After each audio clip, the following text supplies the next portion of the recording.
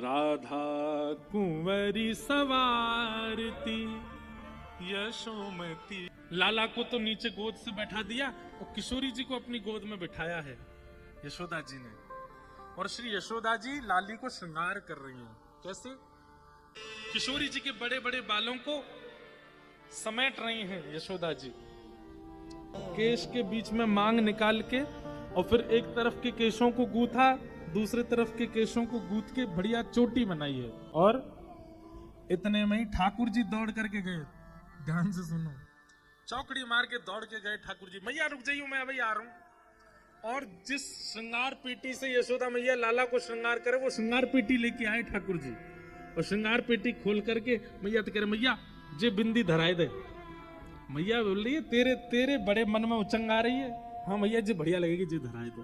ठाकुर जी श्रृंगार उठा करके दे रहे हैं और यशोदा मैया धारण करा रही। कितना सुंदर स्वरूप है। गोरे गोरे मुख पे यशोदा मैया ने नेक नेक जल छिड़को है मोह पहुंचवे के लिए।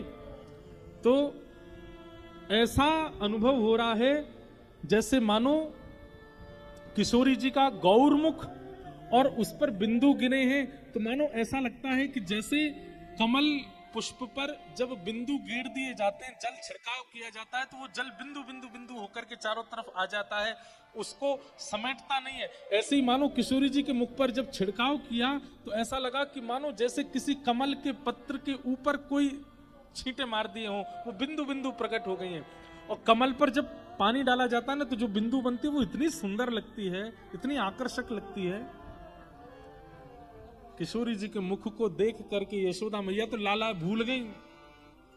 ठाकुर जी बीच बीच में इशारों कर रहे, मैया मुंह पे ध्यान रखियो, कहीं पता चली मोह दिया वे वृषभानु जी को, लाली को धल ले अपने पास ही। यशोदा मैया बोली, लाला तू मेरे मन की कैसे पढ़ ले? मैं तो यही सोच रही। लाली देख कैसी सुपात्र है, कैसी सुकोमला है, मेरी मानेगी, मेरी करेगी, सब बात करेगी। किशोरी जी मंद मंद मुस्कुरा रही है, ठाकुर जी रूठ रहे हैं।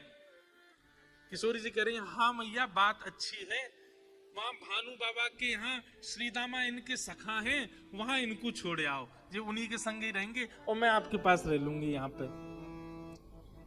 ठाकुर जी तो महाराज मुंह फुला के बैठ गए, एक एक बिंदु आए गए आंखन में, रोवे किसी स्थिति में आ गए। लेकिन यशोदा मैया का मन तो किशोरी जी ने हरण कर लिया है।